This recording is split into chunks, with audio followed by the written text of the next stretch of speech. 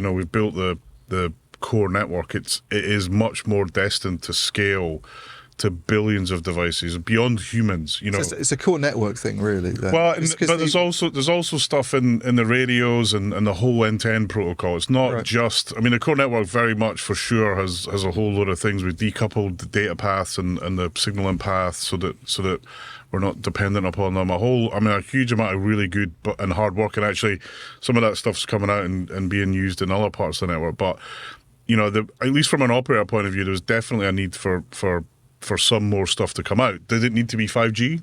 Maybe not. Maybe it was release 18, release 19, and you migrate to it gently. But I do think this customer thing about if I'm buying what would be bad, right, is if we had a kind of a schism of different bits of technology launched by different operators, where customers were even more confused than they are now. And I think.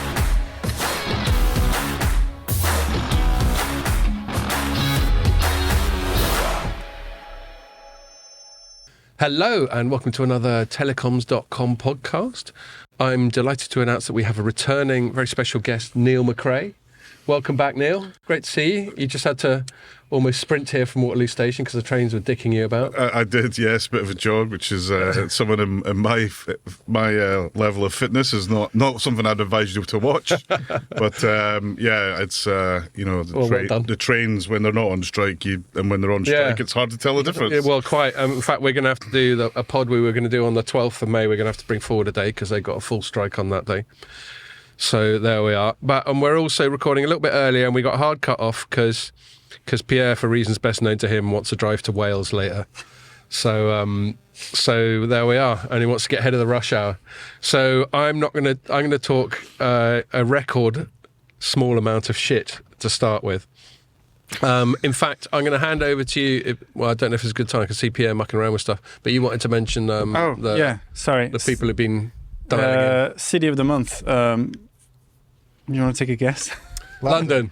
No, London is second, but far ahead is shout out to our people in Guatemala. Guatemala City is our number one weird. city. It's really weird. And then the third city is Gurgaon in India. Right. So there you go. That makes more sense because there's a bunch of telco vendors there. I've been to Guatemala City. So have I. My dad used to live there. I went there when I was a kid. About 20 years ago, and I can't imagine it wasn't a big tech I can confidently say nothing on Telecoms.com has been published that concerns any of Central America. That's how global we are. Probably someone mislinked something they were expecting to see. It's a good place for getting mugged, Guatemala City, actually. There'll be lots of more people viewing next week saying, how dare you say that about our city? No, I think it was fairly lawless when my dad lived there as well. Yeah. Okay, well, thanks. I mean, having said that, Guatemala City, don't want it to sound like we're slagging you off. We welcome you. I got told off by a helpful local for walking around with a big backpack on, looking like a Just dumb saying, tourist. you're asking for trouble. At some point. Right. They have great rum, though. Zacapa, that's I've never tried Guatemalan rum. Very good. I'm a fan of Colombian rum, Ron Viejo de Caldas. Oh, okay. And Añejo de Medellín. You can bring some of these on next time. They sound more interesting than Brewdog. You like a little sting. Yeah. It's City of the Week, sponsored by the rum from that place. Yeah.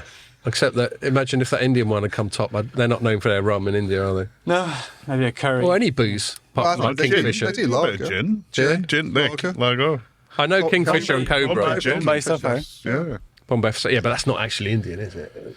I think so, isn't it? But wasn't the whole thing about having gin and tonic? It was the anti-malarial. And anti-malarial that was developed in India. And tonic, the full name for tonic is Indian tonic water. There you are. Oh, yeah. Okay, anyway, having said we won't talk shit, we've just gone off on some massive...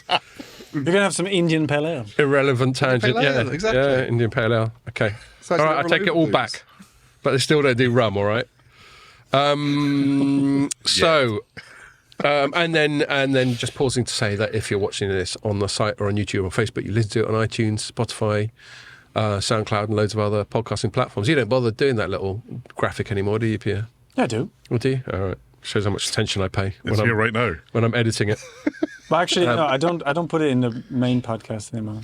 So before we get into first segments, including what Ian and I have been up to, we should address the fact that last time we had Neil on, you were between jobs, weren't you? Is that right? I was, Or were you I was, just I was leaving actually, I was BT? still officially employed. I was by BT at the time. Yeah. Right, and was that like about the end of the year? Was it or early this? I was an employee officially until the end of March. Oh, okay, it's a bit longer than I thought. Yeah, and And you didn't waste any time after that. no, well, So what are you doing now?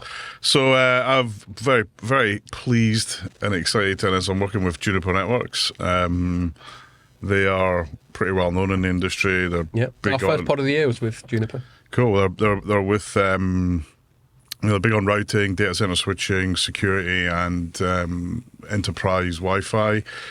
And I'm there, helping them with Telco Cloud, Open RAN, bit of security, and anything I can do to kind of, work with them to position what they've got. Are you like a sort of full employee, or are you just there as like a consultant? No, I'm a full employee. Yeah, What's your job title? My job title is Chief Network Strategist. Which, Fair enough. Which That was sounds like the sort of sounds thing we'd important expect enough. of you. Yeah, I mean, I just kind of said put the name director with nothing else on it, so that So you can do so anything. you can move jobs and not have to worry about any sort of scope. Basically, that's what I prefer. But yeah, no, look, the guys at Juniper. It's for them. It's kind of a risk because I don't know anything about being a vendor. I mean, Right. I know how to phone them up and order stuff, but I've never worked in a vendor. Yeah, I've done development, but it's a different world in many respects. Although it's a core part of the telecommunications world, and if I can try and make a difference there and help them, my mission's building networks, as you know, guys. If I can help make that happen better, faster, quicker, then great. I'm hoping to learn a lot whilst I'm there, and hopefully help them, bring the great technology they create out into the market. And they're innovating aggressively. It's a tough market. They're not the biggest player. There's some big, some monster companies compared to Juniper, but.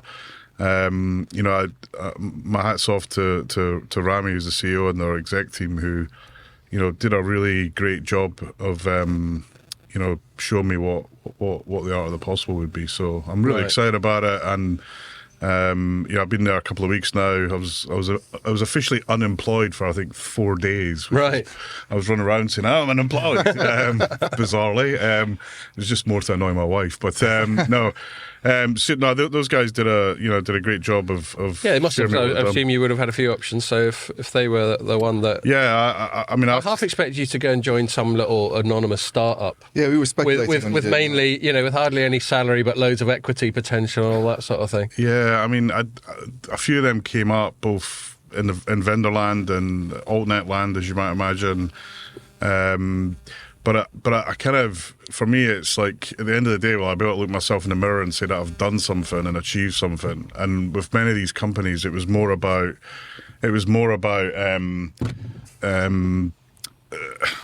advising than it was about doing. Right. And I'm, don't get me wrong, that advising thing can be interesting as well, but I'm still very much get my hands dirty, Yeah. pull my shirt sleeves up and That makes sense. screwdriver away, basically. Do you are you sort of travelling backwards and forwards quite a lot to them in America, or not? Yeah, I mean, I'll probably be there, I don't know, every 6 to 8 weeks maybe. I don't know. I haven't been there yet since I've joined, but I'm planning on heading over there probably late May, early June. But they have a decent sized team here in Europe. Some of their big customers are the 5 big incumbents here in Europe, and a lot of tier 2, tier 3 companies, which actually in some ways can be more exciting because they're easier to work with, they're easier to deal with. So I'm looking forward to meeting all those customers. Some of them I know, and some of them I know really well because BT's a customer, and BT Network Cloud was all built on Juniper technology. Wow. Okay. So really, I'm excited about it. But hopefully, learn something about my goal would be to as a telco, I was saying, if you could just do this, and in a vendor, the sense I get is if the telcos would just do this, and if I can somehow translate that, then I'm hoping that it's a win-win across the whole industry, not just it would make Juniper. sense, But of 'cause- course, I want Juniper to sell as much and make as much, and it was Juniper's earnings this week, which were pretty good. So Yeah, we've had. I mean, I've certainly, as a journalist, had sort of trickle of of sometimes on or off the record, operators moaning about vendors moaning about operators, and it's obviously that sort of connection between the two sides of the same coin could obviously be optimized, and it makes complete sense for someone to go from operator side to vendor side to just, a bit like when journalists pick up work in PR or something, poacher turn gamekeeper type of thing, to just go, well, if I was still wearing my old hat, I'd want more of this and less of this, and that sort of thing. 100%. But I think, there's definitely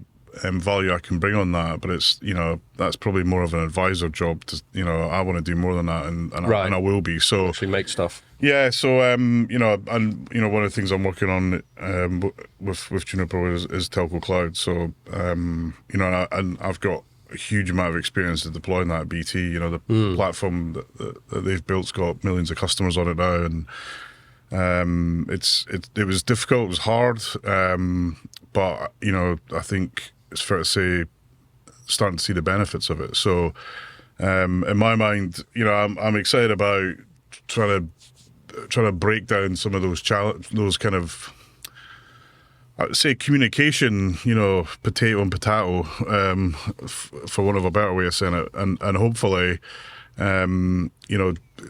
hopefully give work with telcos to build more stuff that they can sell, because holy moly, our industry needs more stuff that we can sell and make money on right now.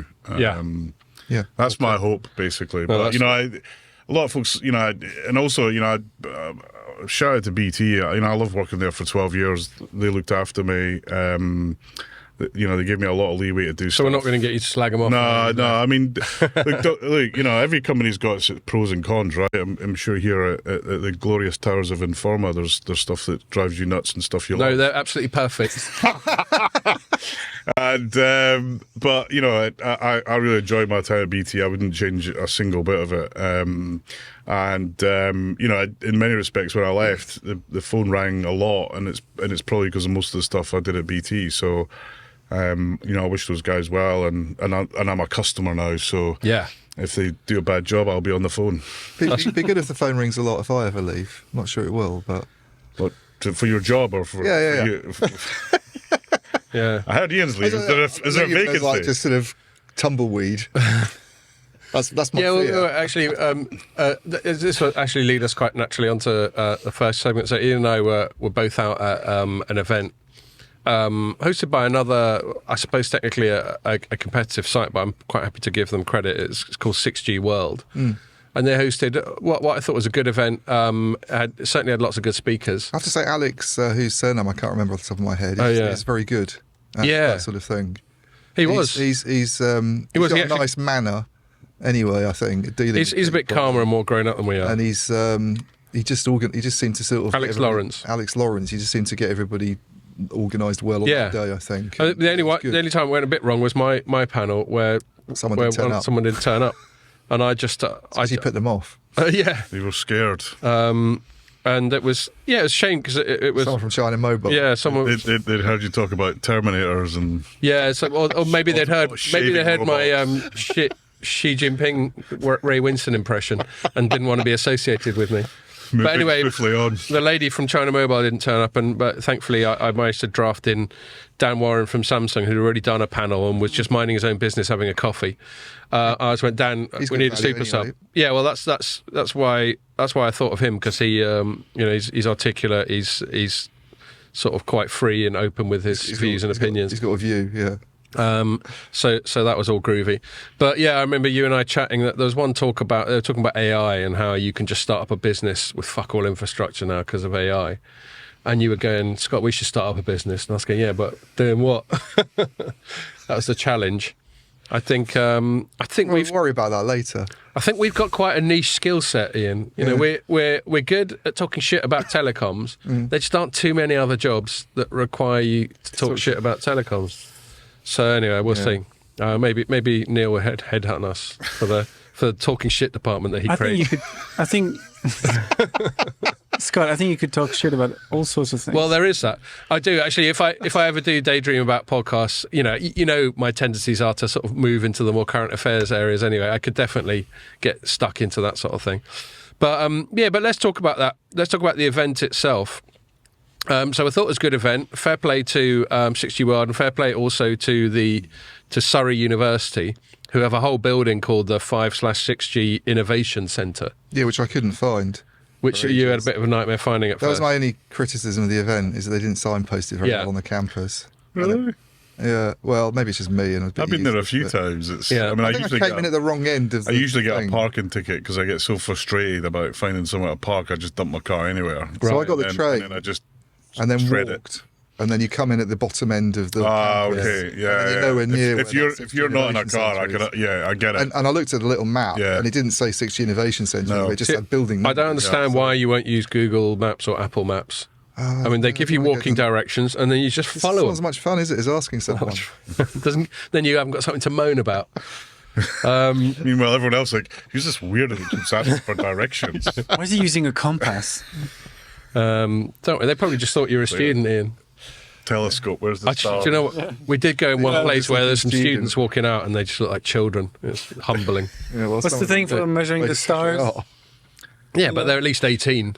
Anyway, and the main thing of the event, I actually missed the first session because it takes me a lot longer to get there, and I didn't feel like getting up at, oh my God, in the morning. But the first session was a bit more PowerPointy, I gather. And then it was all just, from what I saw, it was all just panels. And I thought the panels were very good. And I was there were obviously a lot of people, not just on the panels, but in the room who were proper industry type. You definitely missed the dullest session. Cool. Which was the vendor one. Right. But there was quite a lot of, I think the title of the conference was, the subtitle was something like 6G Beyond the Hype. Beyond the Hype, and then a couple of vendors got up and basically came out with a lot of hype about the Internet of Senses. And there wasn't much mention of the Internet of Senses, but there's a little bit by someone. I mean... What? Do you not know what that is? No. It's the idea that you can transmit... everywhere. Yeah, but it's also, I think it's been taken a bit further than that by Ericsson and actually the University of Surrey, the guy who's the professor, Professor Tafazoli? Yeah. Was he the one that was at the event? He was talking. Yeah, where they suggested this idea that you could transmit not only sort of sight and sound, like smell-o-vision, but smell and other senses, and therefore have a kind of, like, what's that film with Ray Fiennes, Strange Days type, plug yourself into a kind of metaverse that actually feels like you're somewhere else. Like the Matrix. Well, that brings me on to like my first sort of critique of not the event, but the whole concept of talking about 6G, which might be a good point once I've finished saying it, to invite Neil in for comment. Is this? It feels like more of the same that we've got with 5G, which is this desperate search for use cases. So, we've taken the piss with 5G about how, in order to try and illustrate what it's good for, we've had robotic surgery and all these sort of weirdly utopian/dystopian use cases that always seem really far-fetched and certainly are hard for normal people to get their head around. And then we've taken the piss out of your old employer, their advertising, where they got people getting shaved at the top of mountains and running airports from their front room and shit like that. But I think... Well, I didn't hear a use case, really. Well, okay, but more broadly, a purpose for it. I mean, so like Internet of Senses, for example. I just don't understand where the... seemed to be the thing, because a lot of the vendors got up and said it's going to be better, you know. And then when they were talking about the things that it might introduce that are completely new, what might be very different about it, there were two things, one of which I didn't think was completely new, which is more AI involved, because that's happening with 5G as far as I can see. And 4G. And then the other thing was sensing. Yeah. And then I went and I actually asked the guy into digital, I said, well, that sounds like connected objects, which sounds like IoT. And he said, no, it's much more than that. And they did have a slide where they showed someone with like clothes that had loads and loads of sensors, and then you can kind of create a digital representation of it, or what do they call it, a digital twin. And you could do that with a wind turbine if it's got the right sensors, and use it for running simulations, I think is the idea, and plan things that are sort of in the cyber world. It still sounds like IoT on steroids to me. But also I couldn't quite understand why you'd want to do that. I mean, the simulations idea sounds interesting, but I couldn't quite working out in my mind. I mean, maybe Neil's got more. I mean, I've kind of two sides to this, which is, you've got, on the one hand, look, we can't stop technology and evolution, right? We've been like that since we lived in caves, evolution and creating stuff. And it's thanks to that we don't live in caves. Yes, exactly. And we can talk, it's thanks to that so we can have this conversation and people can hear it. And I think what's happening in the world is across the world is, for some big places, 5G's kind of, well, we've done that. What's next?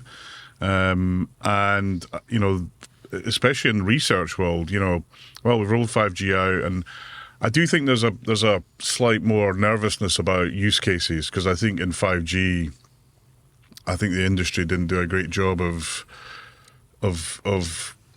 translating the aspiration into reality, and I don't think they were trying to be evil about it. I think there was a genuine belief that this technology could make a really big difference. I certainly believe it, and I still believe it. But I think the reality is it's a lot harder to do that than you realise. People say, "Oh, we can make a big difference in healthcare," and you go into a hospital anywhere in the world and you say, "Okay, how are you actually gonna do that to an existing hospital?" It's really difficult. So actually build a new one. Think about how you build it differently. And there's been some success stories taking that route, and I think it's the same for a lot of industries. But there's also some organisations where the deployment of 5G has made a massive difference in what they're able to do. And I worked in BT on Belfast Harbour, and they're able to do things that they really struggled with because of a 5G network. And what is it about 5G that enables that they couldn't do it with 4G? It's the scale factor. So you're able to put out a lot of more devices with much better battery power that, you don't need to go and change the batteries every 10 minutes. Because in 5G, you've got much better power management typically. You've got, in the 5G core, you've got way better scalability in terms of devices. Are there some things of what they did that you could have done in 4G? Probably. I think that's a fair challenge. But I think if you're going to scale it up, and you're going to head towards the future, then 5G, right? Is it a little bit IoT? Yes. No, but your point about the technology being intrinsically less power intensive is one that I've largely overlooked. So that's I think well worth flagging up. Yeah, I think that's the energy thing, isn't it? I just thought about it more in terms of the core and running macro cells. I hadn't thought of it in terms of the energy required by terminals or some of so there's changes to the protocols so that they don't have to communicate as often, and that makes a massive difference. Right. If you've got kilometers full of sensors. And this is why this hasn't worked before. People say, well, you can buy sensors. Like, yeah, but you then have to hire 50 people to change the batteries in them. I mean, I've seen that. I've been involved in trials like that where the actual use. This was more on the Wi-Fi side. It was a good few years ago, but the actual power that these sensors used meant you really needed electricity there, which then defeated the whole purpose of what you're trying to do. So yeah. But is that big enough for the whole industry to hinge off? Probably not. So, but, I think what they're trying to do is at this event, and I've been down to what was the 5G, now 6G IC a few times, and, their job is to try and see the future and research the future and try and bring some benefit in terms of what this technology is. I think as network operators, we're probably looking at it thinking, crikey, we've just almost done this 5G and that was difficult. Well, that was very much the message. So they had a panel on when I think Scott had arrived, and it was a really good panel because it was Vodafone, Liberty Global, through VMO2, BT, Maria Cuevas, and a guy from NTT Docomo whose name I'll mispronounce, so I won't try. A Japanese guy. But and the message pretty much from all of them were quite unanimous, really, was, we don't want to, and it's something that Howard Watson sort of said to me as well at Mobile World Congress when I said, do you envisage another big kind of investment splurge and swap out going on in around about 2030? And he sort of looked at me with horror and went, we're not doing that again. And everybody was sort of saying it needs to be more software based, filling in gaps, addressing specific needs maybe, but more of that word evolution, not some kind of big step change that happened. I mean, I think many moons ago, and you quoted me as "No more G's, please" at an event, and it's not that. And when I said that, it's not stop all. Yeah. Technology evolution. Of course not. Do we need to give it a G? Do we need to have this big launch day with this kind of panic to do it and a rollout before we actually need it? And I kind of challenge that and say, I don't think we do. But what I will say though is I think if the killer app turns up, if you think the killer app in 4G, which was the internet, right? Yeah. Look at the catch up in build that happened. So UK was behind, when 4G was ahead on 3G, behind on 4G. All of a sudden, this kind of coming out of 3G, if you remember HSPDA and HSUP and all that data stuff that came out. And then everyone was like, crikey, we're behind on 4G and people are going crazy for data. It's just gone nuts. And then there was like an aggressive rollout. EE did a great job by kind of jumping ahead of the industry, at least here in the UK, but we were still behind. Imagine, there's a new capability that comes out. Is it AI based or is it virtual reality or it's something? Then and there's demand for it, and then they might have to build because if there's demand for it, that's where it'll come. But I think operators are looking at it much more through the lens of network evolution, either and can I really monetize this? If I can, then I'll build it, or do I wait until I need the capacity or the capability and then build it as it's required? Yeah. I think this notion of running out and building 6G in 100 cities in a year, I think operators will struggle to make the case for that. But I look at somewhere like China, where they've kind of built 5G just about everywhere they can build it. And if you're in that market, do you just stop, or do you start focusing on the next thing, which could be 6G, which could be enhancements to 5G? And then the geopolitical situation is a bit less robust than it was, say, when 5G came out. How does that translate into where standards goes? Totally. Who builds what? Who owns what IPR? I think there's some I think there's a lot of nervousness around that, and rightly so. And in the vendor community, we make products to sell, so we got to innovate to sell them. And if 5G's done, then what else can we sell and what else can we bring to the market? Is it because one of the messages that came out of I don't think I'm misquoting it here, and it was on the record. So Dan Warren at Samsung was saying, just the G's for a lot. He's in research, and a lot of what he does, the G's is often not that relevant. Research doesn't stop when a G stops, and you don't sort of pick things up when they go, all right, we now need to start thinking about a new G. It's a continuous process, and you drop things in maybe depending on what people are deciding outside external to your organisation.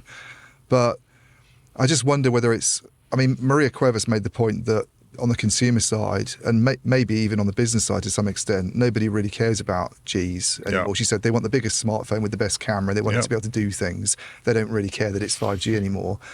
And with Dan sort of saying you work on things and you try and evolve the technology anyway, and we have this release situation anyway, don't we? I mean, nobody makes a big fanfare about release 18 or release 19 in the way that the marketers and the governments do about the Gs. I'm just wondering whether we sort of need it at all. It's almost like an artificial construct. Yeah, again, if I look there's kind of 4 or 5 angles to look at this.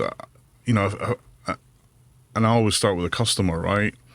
And our industry and the customers, and I'm talking about the people who who use smartphones and who use laptops connected to the network, right? Who use devices connected to the network. They find it difficult enough to buy what we sell already. The amount of customers I met, I used to run a BT help desk at our local parish council, If you have any issues, come and see, and I'll try and solve them for you. Wow, that's some overpowered help desk there. It was, it was some overpowered challenges, let me tell you. But actually, it was an amazing way of learning what was really going on in the depths of our customers, right? So it's like an MP surgery. Yeah, kind of. And I got there's some really crazy ones where there was one big house and they chopped into 4 and they just couldn't order anything, and it's like, well, no one. The reason you can't order is no one told anybody. Right. It's that simple, right? Yeah. There was that extreme, but then there was other extremes where, just wasn't working properly, and the sometimes in technology you test things and it tests okay, and then you walk out the door and it stops working, right? There's stuff like that. But the goal was to learn as much, when you're me and you're in kind of senior management, you're miles away from the front end of the business. So what you're doing is a good way of reconnecting. Trying to do that. And, I might do it more on a general technology point of view because part of me actually enjoyed doing it. But what I really learned from that and some of the customer stuff that was that people just don't understand what they're buying, and they lock onto something. So I spoke to a customer that says, as long as I get 30 gig in my package, life is good. And I was like, what about all this other stuff? I don't care. I just want my 30 gig, right? There's other customers. And metrics are easy to get your head around because higher is better. Exactly. And but also it worked for him. He knew that if 30 gig would last a month, right? Yeah.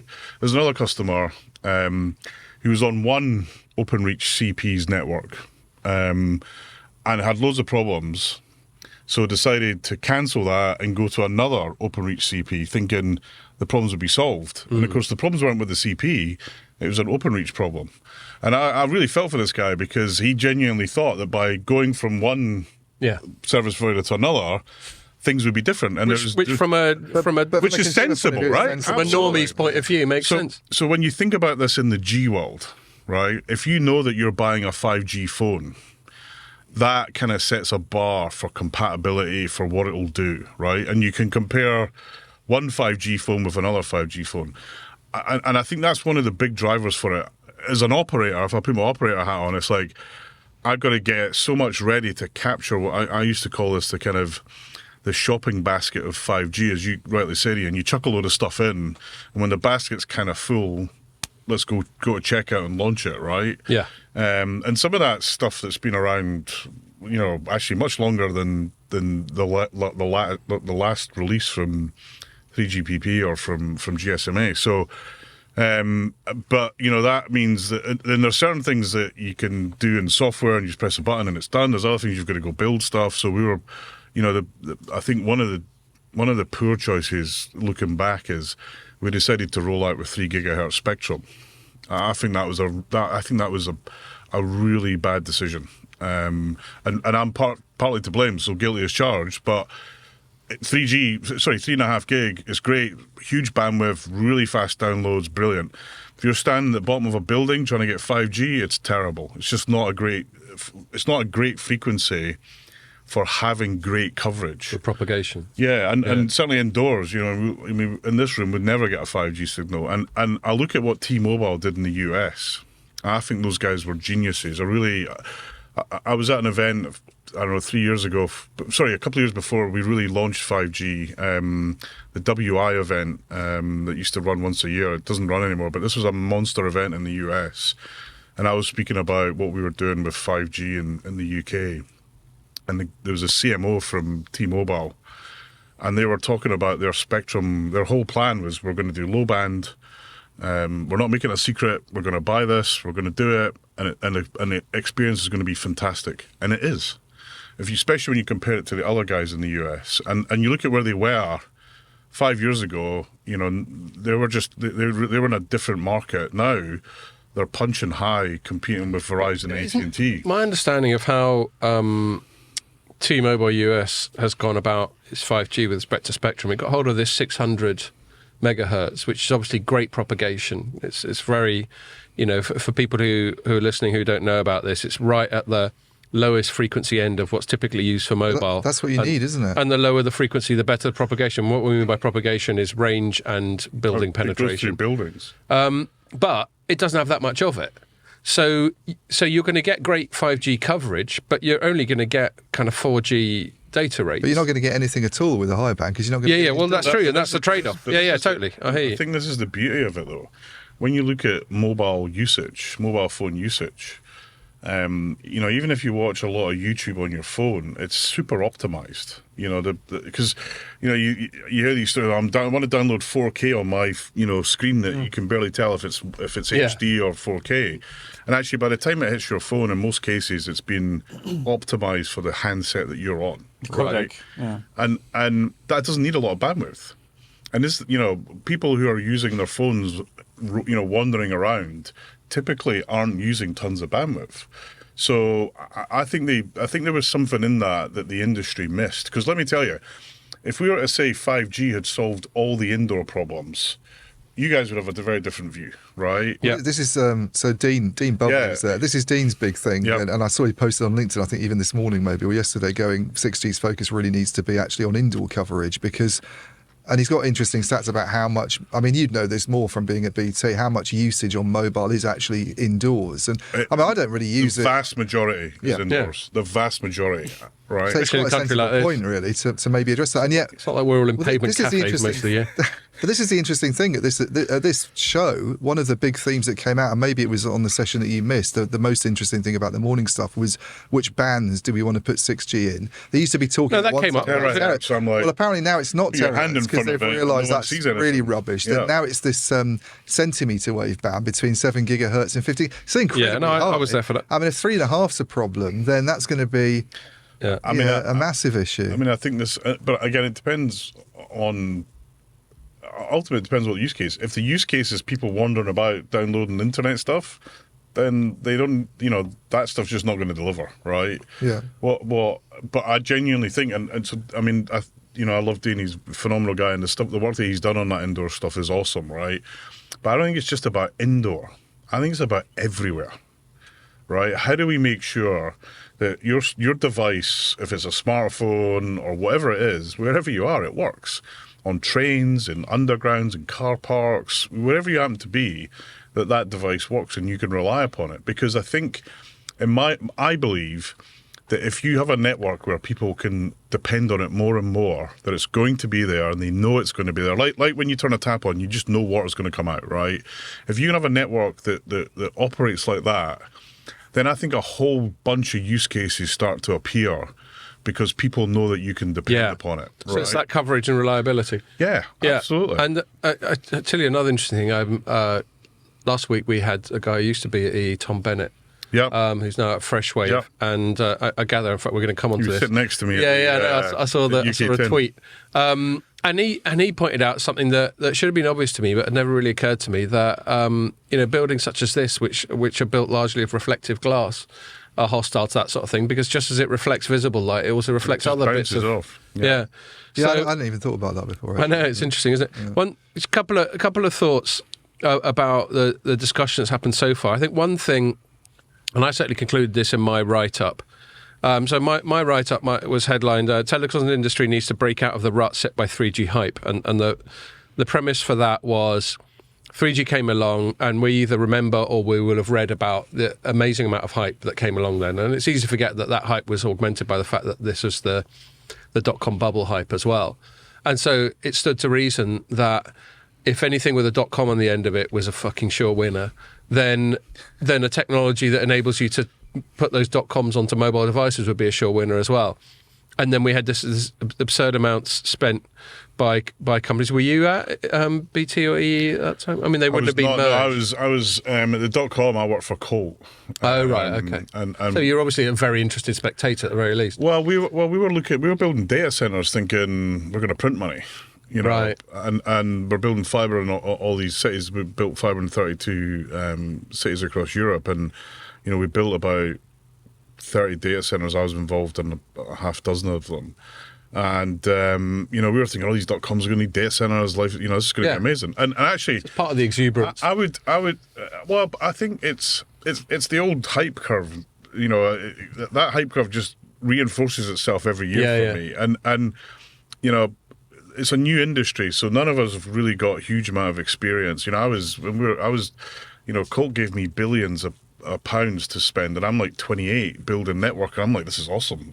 You know, Cool. The biggest electrics rack, and you know, but the in that time, you know, people who knew how to build networks and the sort of networks we were building, you know, we were all young folks, right? We're not in that world anymore, sadly. I wish we were, but and actually we should maybe do a podcast on that another time. But I look at it as that stuff turned up. It just turned up 5 or 6 years later, and you just have to look at, you know, how we do stuff today with smartphones. You know, smartphones weren't quite there yet, but I mark a kind of big trajectory change when iPhone 4 arrived.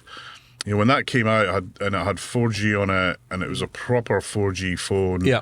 And the battery lasted something that was usable. It had a decent certainly screen a full on it. Day. Yeah. Yeah, they had this aerial issue with it, but I think that was overplayed because people like beating Apple. Yeah, I remember that because they had that band of metal. Yeah, and people, if you kind of wrapped it with your hands, something that didn't work, and they were handing out. Anyway. That for me, when people say, you know, what were the kind of big things that happened in networks, iPhone 4 I always talk about, because when that device came out, traffic patterns changed dramatically. And we're talking about what, 2012, something like that? 2012, 2010, That was my first iPhone. I think the 3G hype was justified. Yeah, well, so let me finish my point. Let me finish my point. So I think the 3G hype. I think the 3G hype was justified. He's pointing. No. But I mean, my point wasn't whether or not it was justified, although I would slightly push back on that in so much as I think the hype was justified. I don't think it was realised until 4G. So it wasn't realised as an internet thing. It was, if you remember, 3G was all about these walled gardens of content. It was like it didn't have to be that way, though. No, but that was the path. That I remember Vodafone had one that I always remember called, I think, Vodafone 360, which is an incredibly misguided. But the reason the hype was justified was because it was the first. So I was pretty involved in the 3G licensing process because I was working for. I think I can say this now because it's not NDA anymore. Right. I was working for Analysis Mason at the time, going and doing beauty contests for people like Vivendi in Sweden, sitting in darkened rooms and working on the bid books.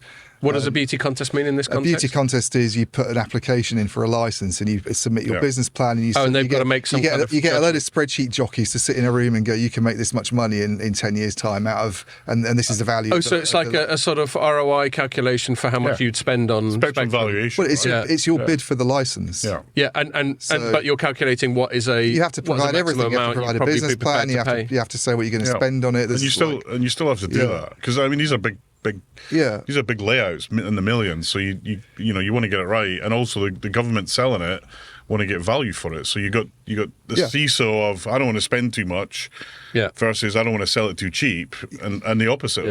And then you see how much people were spending on it. But having worked on what the consultants were putting together, saying why it was justified to do this. You know, that they were positioning the operators at the time, and not unreasonably perhaps, because remember, people like Google were nowhere. This is 1999, 2000 I was doing that. Yeah. As, you know, the services that I remember reading about now, in my mind, I can see the commercial section were things like video conferencing on the phone, you know, taxi apps, things like this. There were guys who were coming up with those ideas and presenting them to Vivendis. This is something operators could get into and make money out of, you know, and...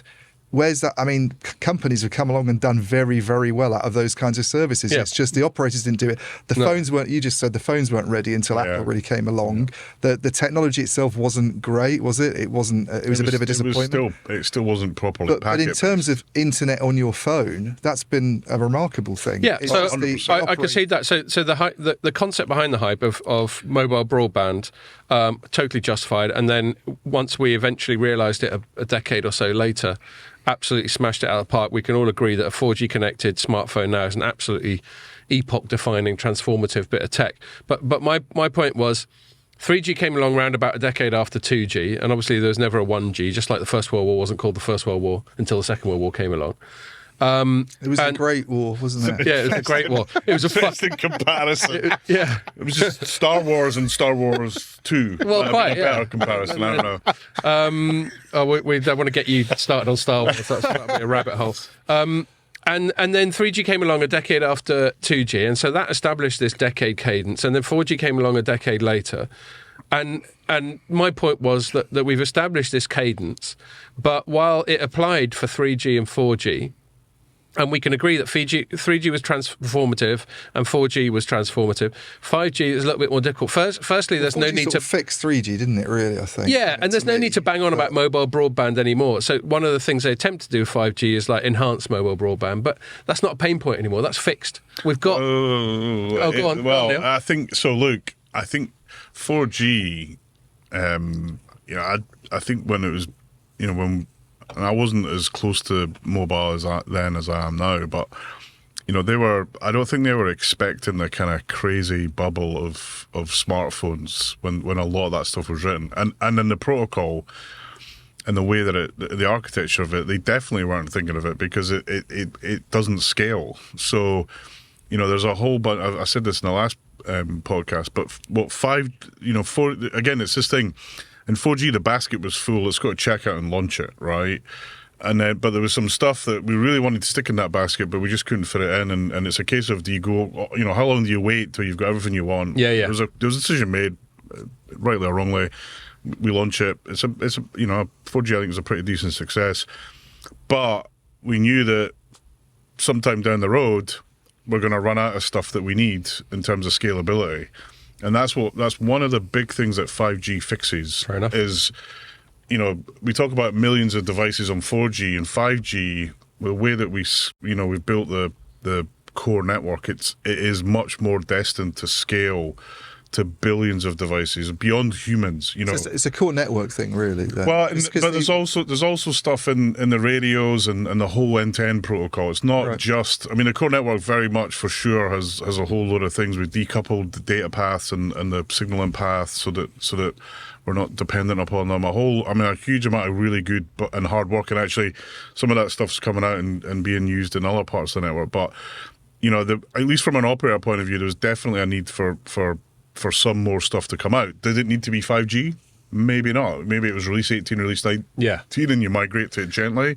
But I do think this customer thing about if I'm buying what would be bad, right, is if we had a kind of a schism of different bits of technology launched by different operators where customers were even more confused than they are now. And I think if there's one thing that the G does, is it gives this customer a thing that they can grab onto and say, hey, I'd really like a 5G phone or a 6G phone or a Wi-Fi 6 phone or whatever it is. It gives them something that makes it easy for them to consume. So that when I was sort of speculating in my piece that I wrote about why we have the G, that was the one reason I put forward, was that do we need it to kind of coalesce the industry around something? But I think I concede that point. I don't know if...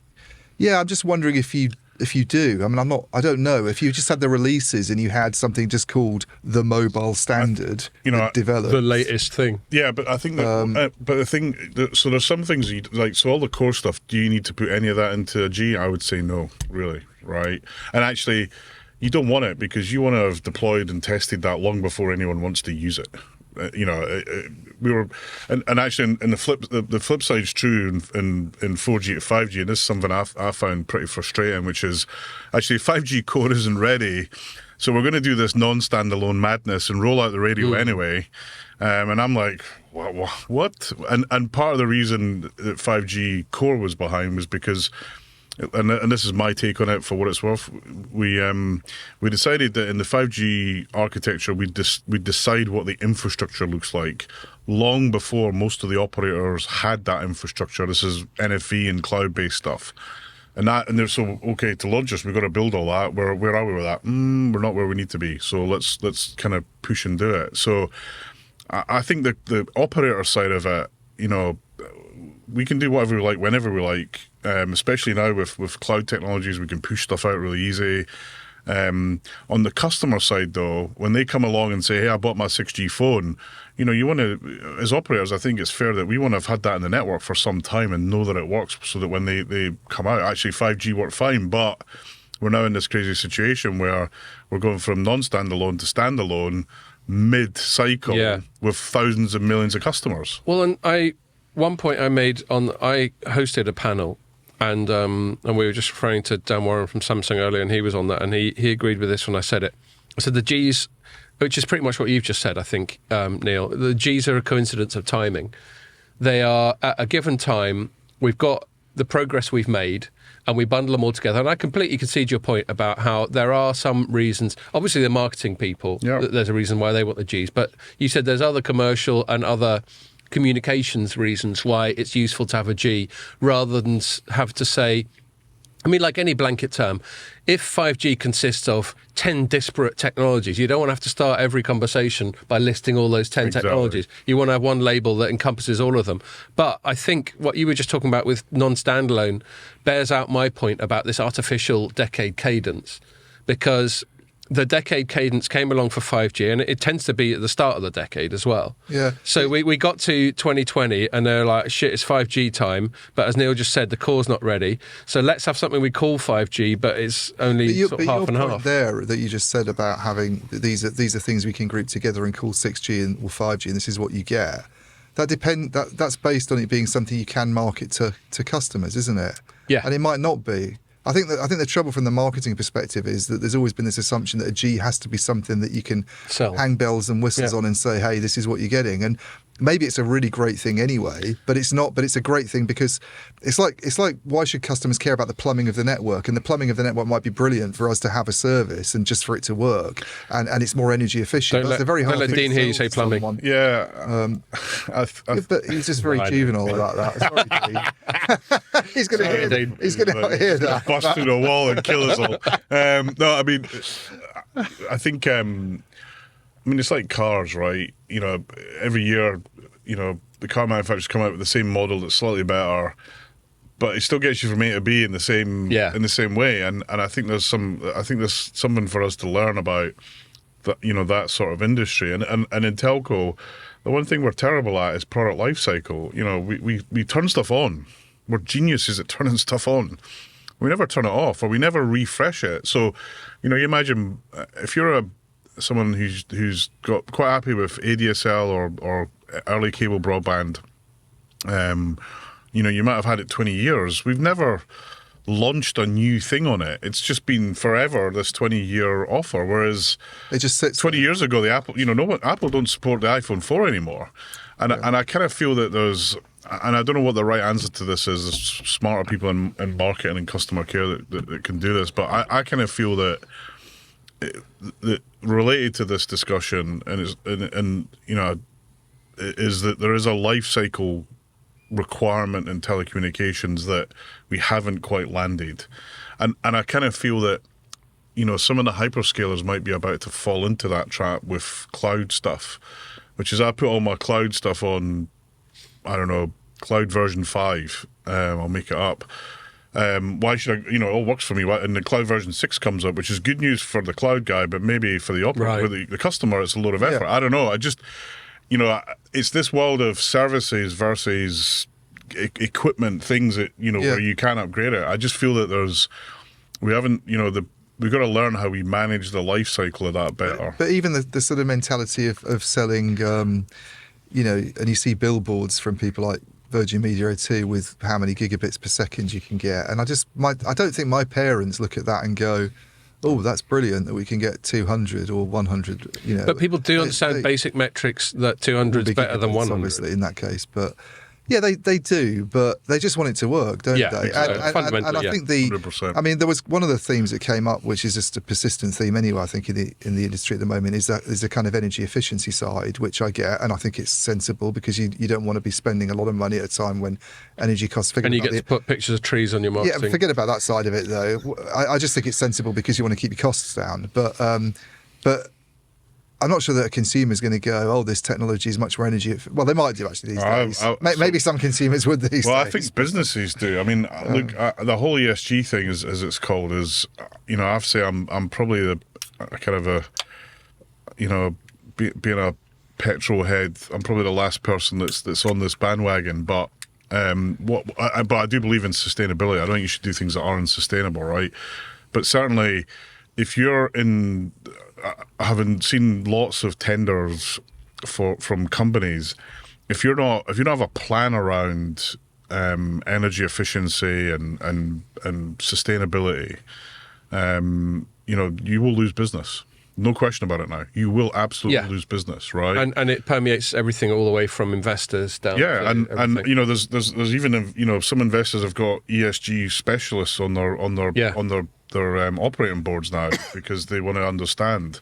So I think the, you know, whether it's, I think people want to know that it's energy efficient. And you look at the, you know, the simplest market, the fridge market, you know, people definitely buy, you know, I was out shopping for a new fridge with the wife and she was like, well, this one's energy efficient A. And they've got that simple it's really easy. thing. Again, and you know, you could compare that to the, you know, maybe the Jesus, well, this is energy efficient A, we're having this one. And then I opened it, I was like, but it hasn't got any space in it. But you know, it doesn't energy do efficient because it does fuck it all. does nothing. But there's absolutely a bigger movement on, you know, that energy efficiency. I think the power costs has only highlighted, you know, only kind of accelerated that. But I think it was there before. I think the big question is when, you know, when power costs come down, you know, what's the pace of network operators? So if you look at the infrastructure on this, you know, we have 2G infrastructure, we have 4/5G infrastructure, and sometimes 2G, 4G, 5G.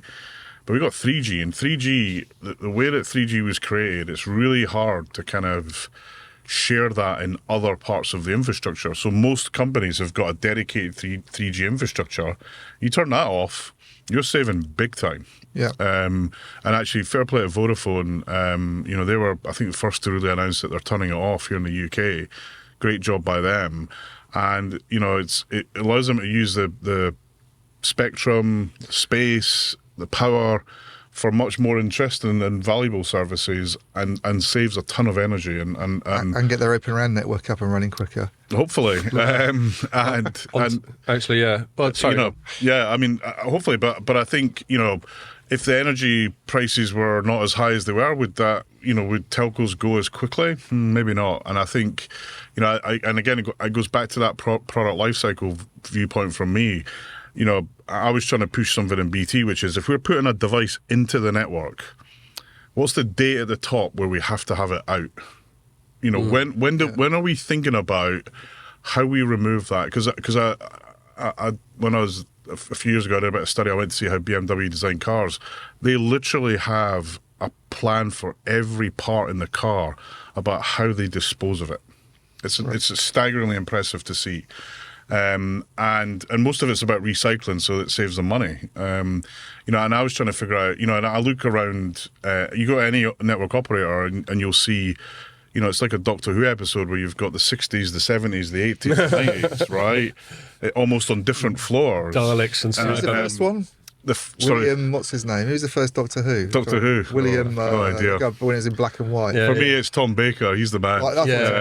Most people basically agree Tom Baker's the dude. Yeah, I think so. But, you know, you've got all these different generations of technology and, you know, the cost of removing it or there's some scrap metal you get, but it's heavy. So I was trying to, you know, my mind was set was I don't want the guy who takes over from me 20 years from now to be saying, why didn't that guy McRae figure out how he gets this stuff out? He's put loads of it out there, but how do we get it out? And we made a little bit of progress on that, but not as much as I would have liked. And I do think there's, like, I go back to the life cycle of this. When are we turning it off? How much does it cost to run? When does the next better thing come on? And what's the time to change so that our unit economics are better than everybody else's? And it was trying to drive that sort of thinking. Okay. One thing I took away from it, I mean, you want to move on, I know, but I just thought that the whole if you must, this message from the operators that they don't want a big sort of, you know, overhaul going on in a few years' time. And obviously, I mean, you mentioned this earlier, but that raises questions for the guys that do sell lots of radio units and they're used to making their money out of these replacement cycles. Well, what do we do? Where do we get the next batch of money? It's a real dilemma. If it's not going to get... I don't know if you could feasibly do that. You obviously got to replace equipment at some point, but if this is going to be in the ground for longer and we're going to try and do more with software, then I would argue, and I'm going to just move it on, just because we've got a couple of other things we want to cover, and we've got a hard cut off in less than an hour. I would just say, I know, but I just want to... William Hartnell. There we are. That's the guy. Patrick Troughton was the second one, I think. Let's just spend the next hour talking about fucking Doctor Who. K9. K9. K9 was like the first Black Mirror, wasn't it? Yeah. What was I going to say? Yeah, so I think those are all good points.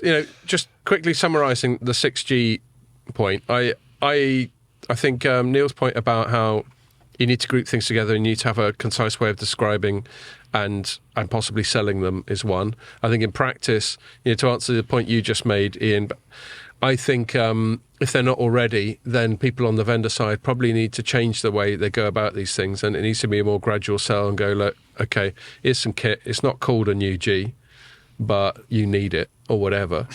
And I just think what's going to be interesting, just the thought to leave with, I'm looking for an answer on it, is just whether there's going to be a 6G in the way that we've come to view the Gs up until now. I think it'll be a lot more of a muted event. It's interesting, some of these companies like Ericsson, for instance, which is obviously in this area in a big way, is talking about itself more as a platform company and trying to do things with Vonage and APIs and...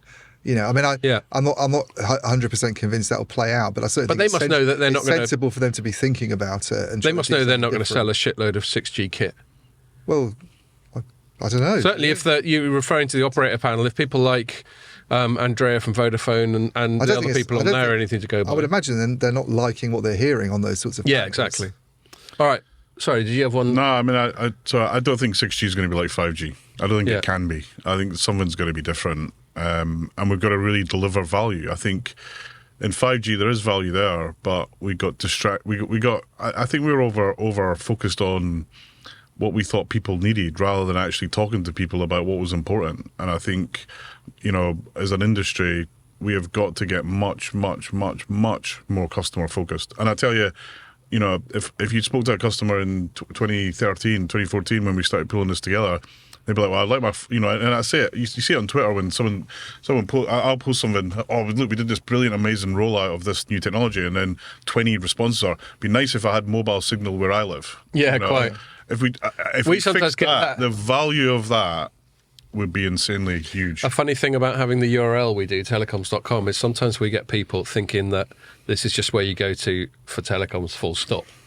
And people just randos going. Do you get people phoning up? I've got no fucking internet. Scott, can I get a broadband service? Yeah, please? Exactly. Where's my SIM? So that's interesting. I think your point about customer focus, I thought, is the thing you did back in the day of actually just putting yourself in front of customers makes so much sense. And I think if more people did that, they would necessarily become more customer focused. Anyway, I'm going to move it on, just in the interest of time. But talking about the telecoms industry on the whole, there was another event this week that neither Ian nor I went to, partly because we were all evented out, or maybe Ian, you tried to go and you just couldn't find it. No, I sent Teresa instead. I know, I was just taking the piss. With a map. With a map. An old school map. That was the killer app in 3G, Street Map. Yeah. It's dead now. Anyway, well, I still think, I'm a big fan of Google Maps. As we just discussed earlier, Ian has still yet to get with the times on that one. But you just never lost with a smartphone. Anyway, but Neil, you did go to this thing that was attended by, for light reading by Teresa and for Telecoms.com by Andrew. So Ian and I don't have first-hand experience, whereas you did, and you were a panellist on it. So just tell us what the event was and tell us about it. Yeah, so part of, as you know, over the last few years, government's tried to steer the UK to be stronger in telecoms, because actually once the UK was a strong player in this space, over time, as a nation state, we don't do we don't have the companies that do the development. We used to have Marconi and GPT and Plessy, all these companies that were in the UK long before my time, actually. But the UK is trying to reinstill some expertise, some knowledge, and ultimately some innovation. So this, the UK TIN is which was the event, Telecoms Innovation Network. This was the launch of it. And it's the government's approach to trying to generate innovation here in the UK. And they've got a programme that's hosted by Bristol University and Digital Catapult. And again, Digital Catapult's another government, thing that's to drive digital innovation. Yeah. And this was kind of launch event of it, and they were kind of announcing it to the who was doing what. And I'm there working. I kind of feel it's, as someone who's in this, I've been in this industry, pretty much my entire life. It's something I feel, it's quite an important topic. And I felt I had to get involved in it some way. So I'm kind of helping them with what they call core network technology, which is where my probably core expertise is. And they announced two things. They announced what is the UK TIN, which is about creating innovation here in the UK in telecoms. They've got an advisory board that's got a whole set of luminaries on it. Maria from BT, it's great to see her on it, along with she was Maria Cuevas, who was at the 6G thing. A lot of other great people there. And then they've got another group which is the working groups, which are, they've kind of taken the telco architecture and sliced and diced it up a little bit into groups. I'm involved in one of them, which is, as I said, the core one. There's a wireless one, there's a satellite one, there's a security one, there's a whole bunch of these, and they've got different leaders and a great set of people. You mentioned Tom Bennett, he's running the network management one. Simon Saunders, who's ex-Ofcom, and I think he worked at Google as well in the past. He's doing wireless. He's done a lot of work on Open RAN, obviously, recently as well, through various stuff. So our goal, the first task is to understand actually what's out there, because I think if I've been saying, for some time, and in many engagements with government and industry and regulators, which is actually there's a load of great stuff already done here in the UK that people don't really know is happening. You talk about ARM. ARM powers just about every bit of telco in some way, shape or form. Yeah. There's a bunch of people that do silicon design here, working for other big companies. There's software written here. A lot of standards are created by groups out of the UK, including the operators, BT, Vodafone, etc. And also and other technologies. AI. I mentioned. BT's a leader in AI. He's been doing a lot of work in that space for many years. Power efficiency. There's lots of companies in the UK working on power efficiency, but aren't in telco. So this is a vehicle to try and generate, more innovation coming out of the UK, and the government's got money that it wants to help make the UK a centre of excellence across the world. So I gather that it wasn't, because I know I've written many stories in the last few months and years about sort of government schemes like 5G incubators or whatever. This sounds like it was less about a fresh injection of public money and more about the government trying to act as some kind of facilitator or some kind of hub for all these things that you were just describing. Is that correct? I think so. Well, I think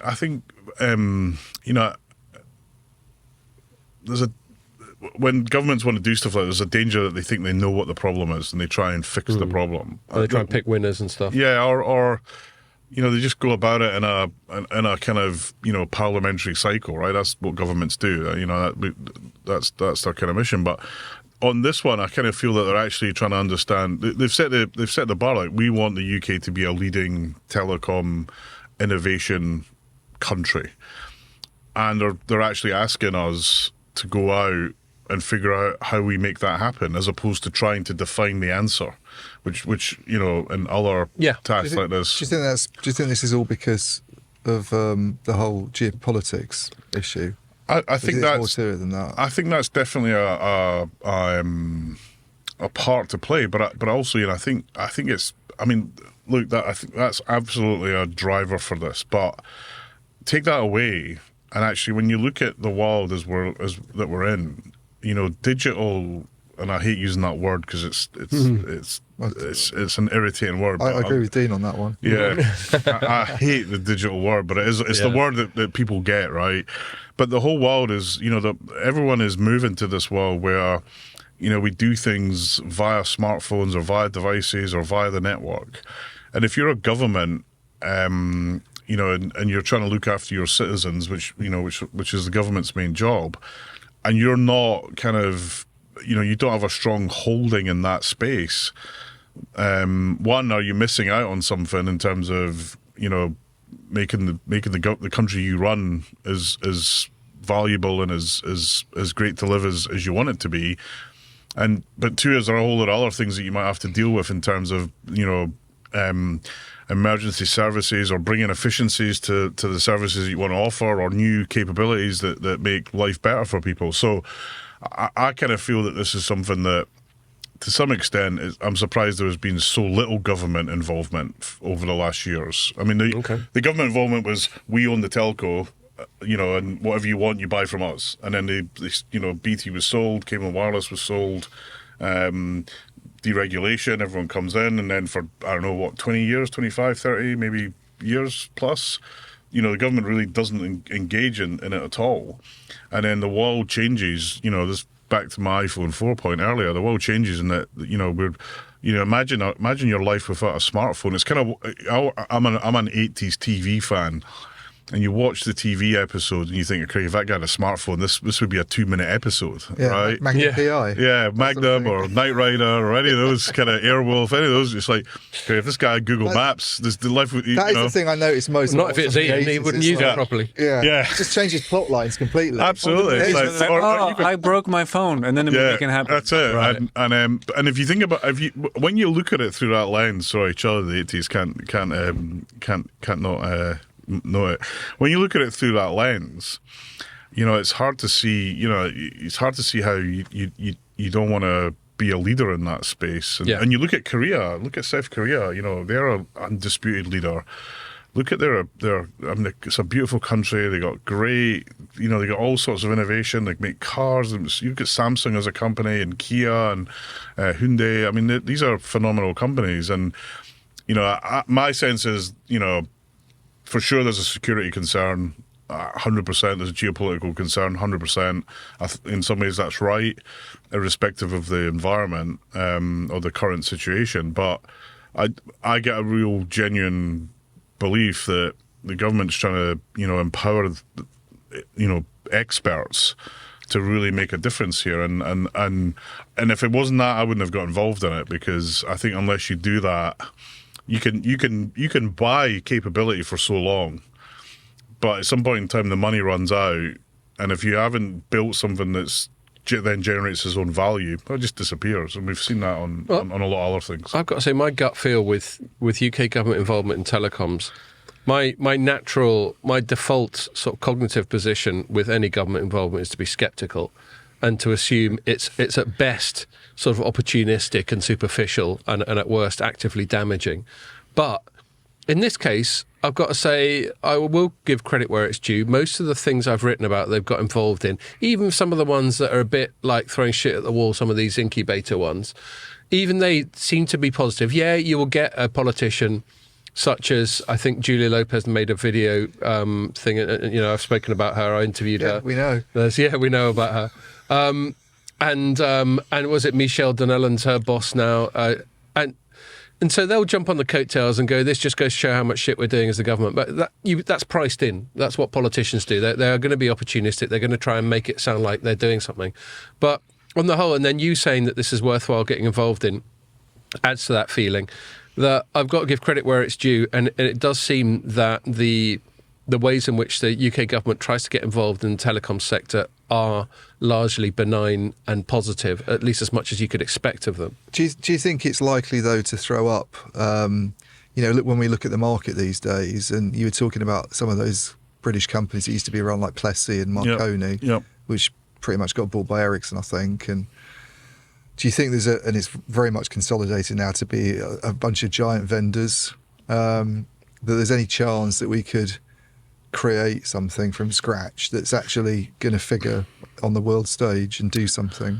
Yeah, I mean, look, if you think that on May 1st next year there'll be some megacorp building a bunch of telco stuff that is spread out of this, then you're going to be mistaken. This is, in my mind, I look at this as a 10-year program, because I think if you're 6G then. 7G or 70G. I mean, I think if you're an investor, and and you're investing in a company that you think's got potential to be big, you look at through the lens of a kind of 10-year cycle, right? If I'm sticking in X millions, I want hundreds of millions 10 years from now, right? Otherwise, why would you do it, right? So, and when I was at Colt, I used to work with Fidelity, who still owned Colt actually, and that was kind of the mindset that they kind of built into everyone, and they were an investor in many different things, including ventures. So this is a long haul thing, and I think I see opportunity coming out of them. There's loads of small enterprises out there with some great ideas that I partly want to connect them to companies that they don't know that they're there, they don't know what they're doing, and part of the first mission that we're doing actually is to map that out and to try and have a really good view of, okay, in core network technologies, who's doing what in the UK. I was at MWC. I think you guys were there as well a few months ago. It feels like a lifetime ago. And there was a British company there that had built a mobile core network. I'd never heard of them. Which is which you'd think I would have at least have heard of. Yeah, them, indeed. Right? And they had some phenomenal stuff. I can't remember the name, which is embarrassing. But they've got I've got the company's business card, but they had done some really cool stuff, and I was thinking, crikey, no one knows that this exists. And they have, they've got in the halls, they've got like the UK stand, and all the different countries are there represented. So it's not Lime Microsystems, is it? Doesn't ring a bell. It might be. I know they've done some stuff with Vodafone, I think. Yeah. Sort of network in a box type. Yeah, I don't think it was them, but for me the point was there's a lot of stuff going on by the megacorps that Nokia's, Ericsson's, the Cisco's, the Junipers, etc. Right, where they've got stuff going on in the UK, and there's also a lot of stuff being done by lots of little organisations, that some of which we know, some of which we don't, but there's no real map. If you're at say, what's the map of telecoms? Whereas in automotive, right, if you got the mapping of what can be built in the UK in the automotive space, actually pretty well defined in terms of the supply chain, and so if you want to build a car, it's pretty easy to find someone who makes headlights or someone who makes this part or this part, so that you can OEM or CM some of the things that you want to build. In telco, in the UK, it'd be really difficult. And that's one of the first stages, because I think if you know where you are, then you can say, okay, how far away are we from this goal of really trying to make the UK the centre of excellence? And actually, we might find that we're a lot closer to it than we think. I believe that we're a lot closer to it than we think. That's good to hear. But I think the caveat to that though is we got lots of network operators. We got the big guys, but we've got loads and loads and loads of kind of smaller and medium-sized businesses. How do we get them working in this sort of space? How do we get the big guys I want to try and pull in my new organisation if I can to try and help in this as well. How do we, which is, they'll be thinking the UK, what? We're in Sunnyvale, we're in California, but I think there's some value in the skills and the capabilities, and then that's the other thing is who are the next generation of telecom builders and operators, and how do we make sure that we're ready for that? So, and back to the other point, telecoms is an international topic. In fact, it's a kind of universal topic. If with comms going out into space, etc. But and one of the things I definitely want to bring to it is, what we're definitely not doing is creating a British standard. That would just be probably death to anything that you wanted to try and make happen. What I really want to bring to it is that kind of global view, so that your phone, whether you're in the UK or you're in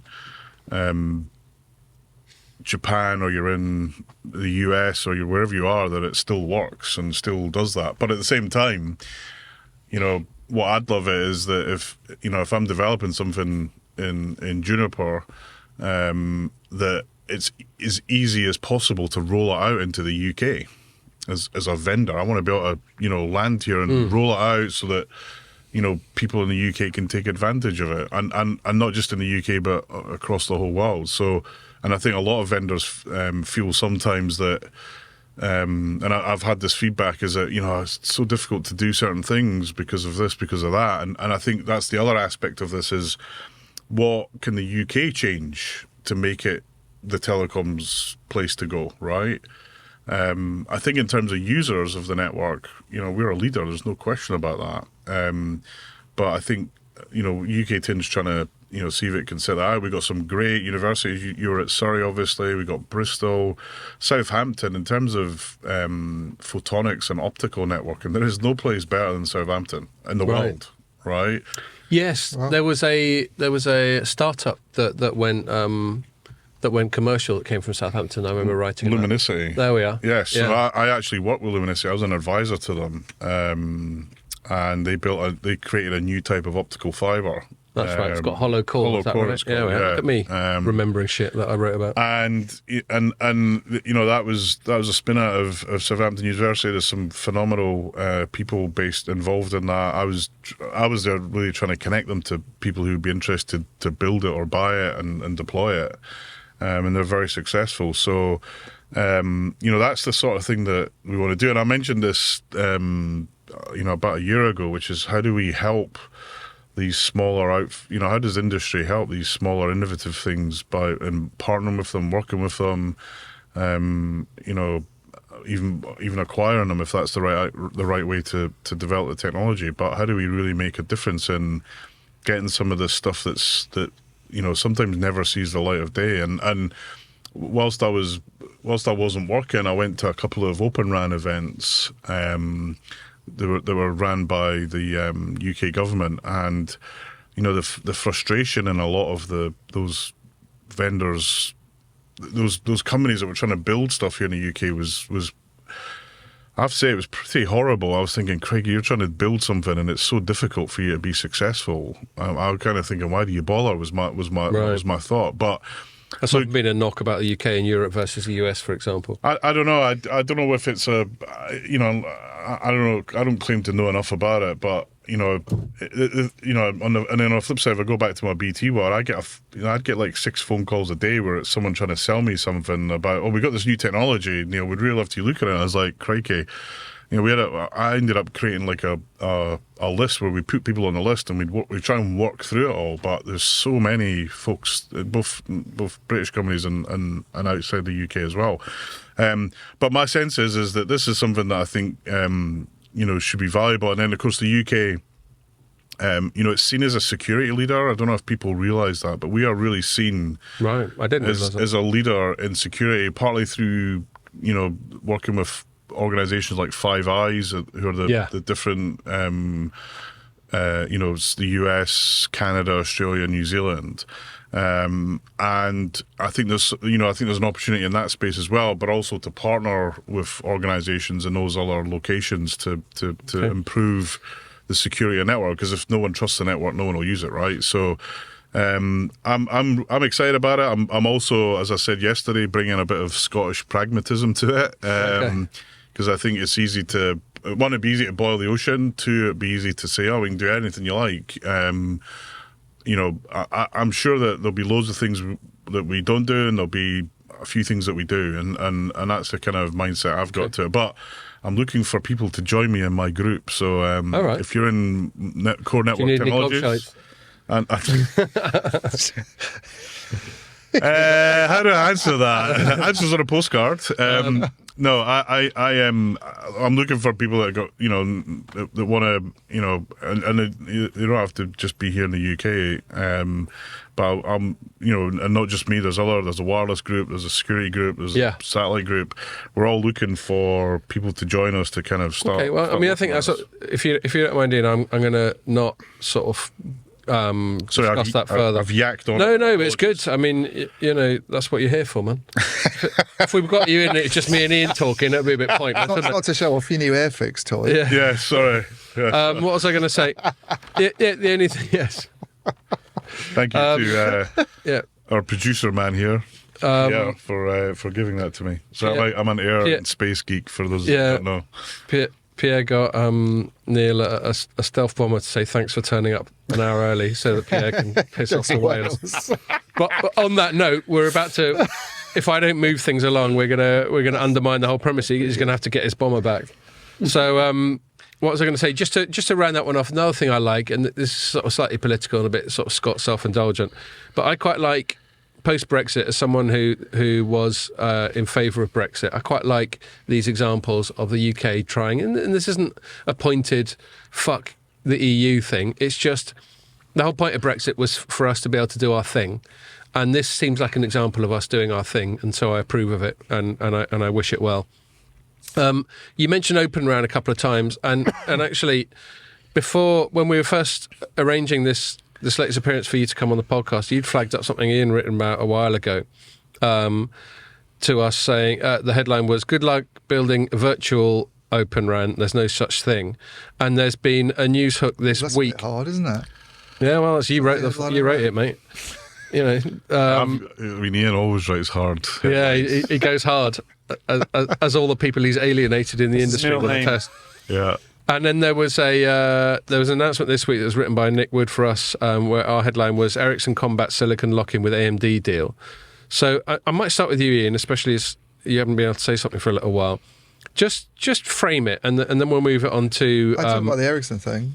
Yeah, talk about this and just frame the whole thing, because I want to tee it up to then ask Neil about this. You know, I'm always fucking up the difference between Open RAN and vRAN and Cloud RAN. Well, I'm going to have to do that before Neil does, and I'll probably fuck it up myself. Well, I'm nervous now about talking about this. I'm not even sure I can get it right sometimes. No, but that's half the fun. That's why I only half joke about the being Ericsson gobshite. Thing.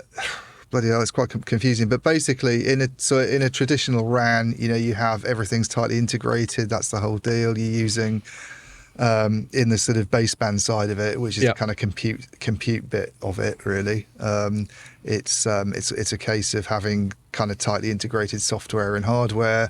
And one of the things about the virtual RAN, not really. I'm not going to call it the Open RAN. I'm going to call it the virtual RAN. I know there's an overlap, but is being able to kind of separate out the hardware and separate out the software and run it on, you know, kind of general purpose commodity equipment and have the kind of cloud benefits and stuff that goes with that. And so Ericsson's been taking, even though it's sort of generally perceived to be not that friendly towards Open RAN, they've been taking because the whole premise of Open RAN challenges its business model, which is, for want of a better term, closed RAN. Yeah, so they've been taking steps towards having a cloud RAN part of their portfolio and a virtual RAN part of their portfolio, and had already done a deal with Intel, where you're basically running their sort of layer one software, their RAN software on Intel's general purpose processors in a distributed unit, so you got the three main bits of the radio access network, the three main sort of elements that tend to get sort of thrown up in presentations and when people are talking about this, are the radio unit itself, and then you've got the CU and the D, the central unit and the distributed unit, which in a traditional RAN would usually be at the kind of bottom of a mast, but you can do different things with them. Potentially you can sort of re-architect it and consolidate some of that stuff. The DU is the bit that kind of would look after certainly look after a lot of the layer one processing, the baseband side of things, which is as I understand it, is very places a lot of demands on the underlying chip technology. At risk of really getting back to basics, the purpose of the baseband, a lot of that is that the sort of it's encoding like and decoding forward error correction, isn't it? And I mean, Neil can talk about what it does. Okay, exactly, well maybe we'll defer to him. Yeah, I mean, but what they've done is it's the number crunching side of it. Just think about that, I suppose. Yeah. But what they've done is this deal with they had this deal with Intel in place for quite a long time, where you can take their software and run it on Intel's chips, and they've now and then I think the concern was always about this ability to. Is it really a case that you can take any software and run it on anybody's processors? Because you hear a lot of the operators complaining still that there's too much, even with vRAN, there's too much kind of tight coupling between hardware and software. Okay. And if a proof point would be if they're able to take the same software that they've developed and do it with somebody else instead. And this thing they announced this week is kind of evidence of that, I guess. I mean, it's not in the field yet, but it's not like they've got a commercial deal. But they've basically done a deal with AMD, which is Intel's biggest sort of general purpose processor rival, using the same architecture. x86. They've now got them in the mix as well. I mean, one of the interesting things is they wouldn't have been able to do that if they'd, like some baseband software specialists, a lot of it in the early days very much started around the Intel ecosystem and this tool called FlexRAN, which is like a reference design for building your software on top of. And the trouble with that is if you use it, you're very much kind of tied to Intel's processors, which is... Again, slightly the object of opening things up. Well, yeah, exactly. It doesn't look good if you're pushing this message of openness and yet you've got that situation. What Ericsson's done, as I understand it from talking to them, or they say they've done, is to build the whole thing from the sort of layer up. So they're not used FlexRAN at all. There's no FlexRAN in what they're doing. And they've used this tool that Neil will probably know more about called BBDev that allows them to have... allows them to move things around, basically, have that kind of software portability. Yeah. So they can take the same thing and put it onto AMD's chips as well. Right. And then to get into the weeds even more, there's because the general purpose processor isn't very good for dealing with baseband stuff. There's a feeling now in the industry that you sort of need to introduce something else to kind of pep it up. Right. Which they call acceleration, like having some kind of hardware accelerator there, some extra silicon that kind of deals. Which sounds analogous, for me to understand, analogous to having like a graphics card in a PC where you don't want the CPU to do everything. A lot of it's done on PCIe cards that you sort of plug into the back of a server, and so you've got a couple of options emerging at the moment. There's a bit of a sort of religious divide developing over the method of acceleration. One's called look-aside, which is still very heavily reliant on the sort of CPU. You're not moving all the baseband stuff off, just a bit of it, and the CPU is very very much in the mix on the layer one. Occasionally looking aside at this other chip.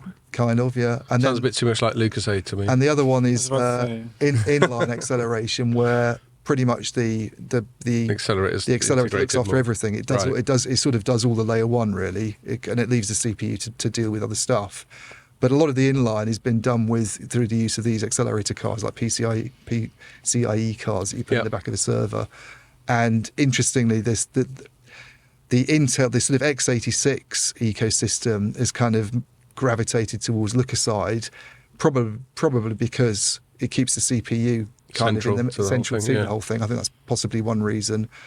And the kind of ARM camp, the people like Qualcomm and Marvell and NVIDIA and those guys sort of using ARM-based silicon are trying to get into this space by using this inline system that's very much based on theological schism coming up. I like those. Gives me something to write about. And now the reason it's not what you might call Open RAN, if you're going to be critical, is because the main focus of Open RAN certainly in the early days was about the front haul bit. So it's the going from the DU. So all we've been talking about is the DU, the layer one processing. It's the link between that and the radio unit. Right. So at the moment, when I did my little interview with Ericsson about this, can you then, what you've done with AMD, can you bring someone else's radio unit in? No, you can't. Right. So you still have to use an Ericsson radio unit because they don't go along at the moment with the... in fact, they sent me a quote that I can read, but they still don't think that the ORAN line specification you couldn't read? Well, I can read it. Was it in Swedish or something? No, I said that there's a quote I can read if you want me to about their position. Oh, I see. Sorry, I thought you were saying you literally couldn't read it. I'll tell you what they said when I said, "Is it?" What kind of a quote is that? Is it? So their reason when I asked them, "Is it open in the sense if you can use somebody else's radio unit?" They said there's still concerns about the uplink radio performance for massive MIMO. As we see the specification maturing, we'll bring this into our portfolio as we previously communicated on our Capital Markets Day. With next generation open front haul will also come a possibility to integrate third-party radios, but at the moment you can't. Okay. Now Neil can say that everything I've said is just all right. Well, so there was a lot. There was a lot in that. I mean, the teeing up. I've often found this these latest sort of developments in the RAN a bit confusing, sort of separating the terminology and ultimately working out to what extent anyone should care. But, just picking up on what Ian was said, do you have any comments? And then secondly, to my point, for the industry, how relevant is it? Yeah, I mean, look, I think Ian's covered it pretty well. I think when I look at, I kind of start one step slightly back from that though. When you look at telecoms, there are 2 or 3 things that consume insane amounts of CPU. Photonics, so all the optical companies build DSPs. They're the most powerful chips on the planet, in my mind, because you're trying to analyze light and generate a signal with multiple constellations, and very complex. The second one is radio. For the same reason, you're trying to reuse spectrum, you're trying to get a huge amount of efficiency out of it, and I think, historically, you've had one platform that you kind of bolt everything together, and because you got it on one platform, there's certain things that are easier to do, but it's harder to then change components of that platform because they're not really designed to be changed. And this kind of kicked off in the data centers with the hyperscalers first. This, I want to separate these 2 things, and we call it disaggregation. And there are some use cases where I think there's some value in that. I think there's many where it's like, it is religion. It's like we want to disaggregate everything. I kind of look at it, and this is where my kind of I get seen as a skeptic in this space, which is, what does it mean for customers? And actually, it's hard to see what it means for them right now. However, and what I always remind people what O-RAN is about, it's about like an HDMI cable. It's about having a cable that connects one thing to another and making it work.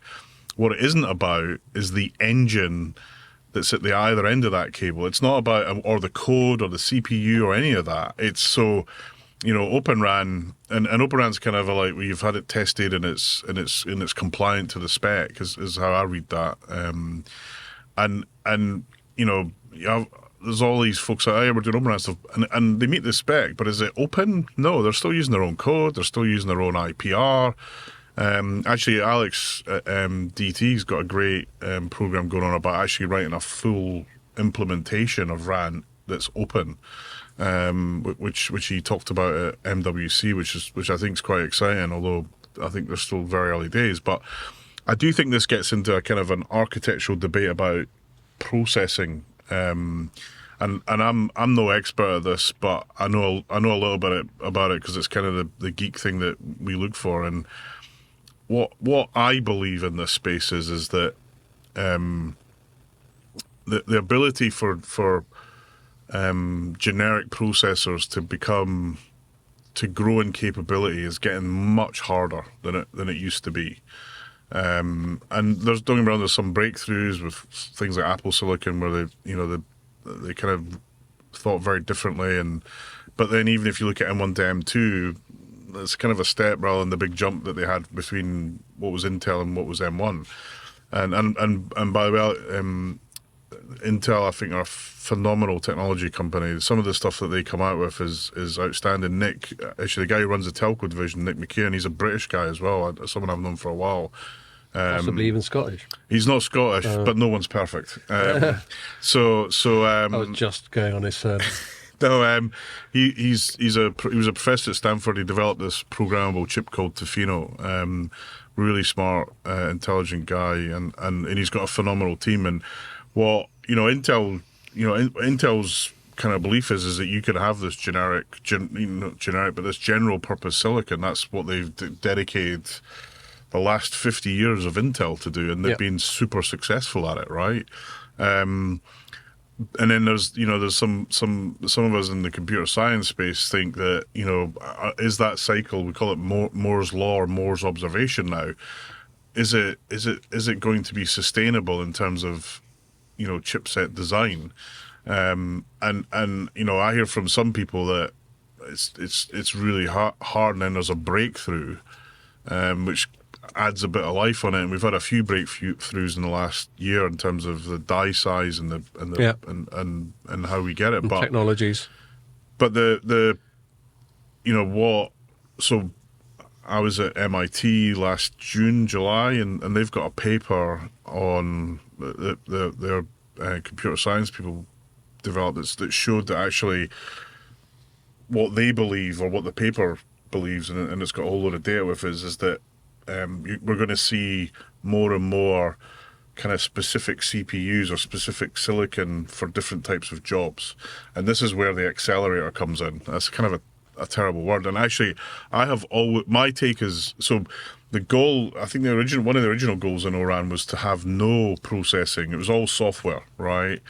And I was thinking, just knowing my kind of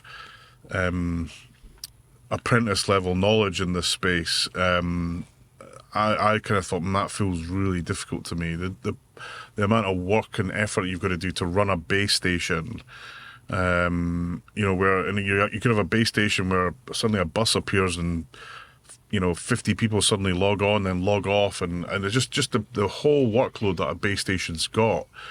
Is it suited to just a software solution? And I was very skeptical about that. I still am, just in many ways. Well, that's that's interesting, because that's one of the issues for Intel, I suppose. The whole notion of having accelerators at all, and certainly if they're sort of these inline accelerators where you're putting a sort of separate bit of silicon into the back of a server, then Intel's criticism would be, all of a sudden, then it's not really virtualized. It becomes a dedicated function. But absolutely, yeah. but then you kind of look at what you're having to build anyway to make the other stuff work. Let's be really clear, is the cloud platform that you're going to put your kind of vRAN stuff on the same cloud platform that you're going to run your payroll on? Yeah. No, it's definitely not going to be like that, right? It just isn't. So you're already in a world of some level of unique platform for certain workloads. Right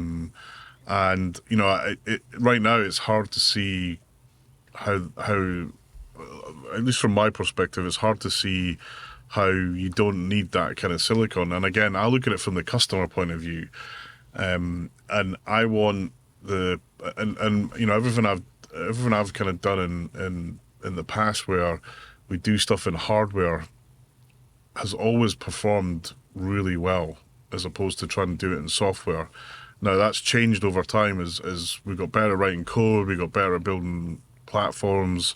But for me, if you've got such a unique workload, trying to perfect the software on it, I think is quite hard. Now, I honestly don't know who's really going to be right on this. I definitely wouldn't rule out any of these technology companies because they're all pretty strong. And it could be that we've got two solutions, which isn't the end of the world. In fact, in some cases, it could be positive because we're trying to get more supply chain choice. Having two different architectures, could be great, although industry suggests that we all coalesce on one, Yeah. Betamax VHS being the first fight of this. But DVD, Blu-ray. Yeah, and it's kind of, because we're in a scale business, and if you've got two choices, it means you've got half the scale. So can we really make that work? But and then what's the future? We've been talking about 6G and all these other things that could come along. What does that mean to what we need on the base station? And I am my kind of preference on that is you have some sort of hardware. But what I do think you also need, and this is the thing that I am most excited about this kind of whole Open RAN saga. It feels like a saga of epic proportions, but it does. I'm really excited about the RAN controller, the RIC, because I genuinely think that's something that can make a difference to how we run the mobile network, how customers experience the mobile network, and how operators can get much more return out of the investments they've got. And this is effectively an SDN controller for the radio. Is how I try to explain it to folks, and I really believe that, and we, at BT I was involved in some trials of that, and we really saw some really cool opportunities. There's a whole bunch of people talking about some insane apps that make light go faster. I'm pragmatic on, if it can help me manage beams better, if it can help me manage propagation better, if it can help me manage handovers better, some of the simple things. Let's get it doing the real foundation, important things that matter to customers, and then let's build on it. And then you got, there's some companies out there that are writing specific apps to run on the RIC so that they can improve propagation, they can improve spectrum utilization. So that aspect of it I'm super excited about, and I do think the more organizations that plug into that sort of thinking, I feel that whether you're using one solution or the other, actually it won't matter. Yeah, that's the bit that I see being sort of more innovative, I guess. I mean, to Scott's point about why should I care about any of this and the sort of geek side of it, and there's probably quite a lot of that in that article that you brought up. So for me, I suppose it's about what choices you've got and what sort of players you're tied to. And I touched on this before. You don't want to. I mean, this is the thing about Open RAN and vRAN is if you disaggregate things and you have these separate, like you're buying things in separate from, you're able to go out and buy a radio unit and you don't have to get the baseband with it. You can shop separately for that. You don't want to be in a situation where you've only got one radio unit supplier in the world, because better off then in terms of, and that was always the thing that struck me about this virtualization, is that when you become dependent on, when you're talking about becoming dependent on general purpose processors rather than customized stuff, it's a very, very, it has in the past been a very monopolistic market. I mean, it's changing a bit now, but it has been heavily dominated by Intel. And then with FlexRAM, which you mentioned briefly, that being a system that was very widely sort of, it's much older than other kind of reference designs on the layer one side when you're trying to virtualize. And if people build their software around that, and then you can't move it onto anything apart from an Intel processor, you've got a situation of lock-in. Not so there. flex. So the whole this is why the debate about things like look-aside and inline to me is interesting, because it's, what optionality do we have there in that bit of the network? And we don't want, at the moment, people aren't going to be worried about it because vRAN's 5% of the whole RAN market or something. But if you have a situation where it's more than that in the future and it's all Intel based, that's not ideal. But I think that's the important thing, and this goes back to some of the discussion earlier, which is, if you imagine a network that's that's built not for smartphones but for a lot of other stuff, that's where the opportunity of vRAN could be exciting, where you've got different radios or different pieces of infrastructure working together much more effectively than they do today. One base station, another base station, I mean, all they're doing is annoying each other today. Yeah. In the way that it works. But if you're putting small cells or other types of radio, light level radio, and you want to make sure that you're getting the most of all of that, and that's where the RIC comes in. That's where certain abilities to control these increases. We get more telemetry out of it, so we know what much was going on. To the user, the customer, their mobile server just works better. But going out and just changing the base station from one brand to another or one technology to another, most customers don't care about it, don't even know that it's happening. However, the lock-in thing,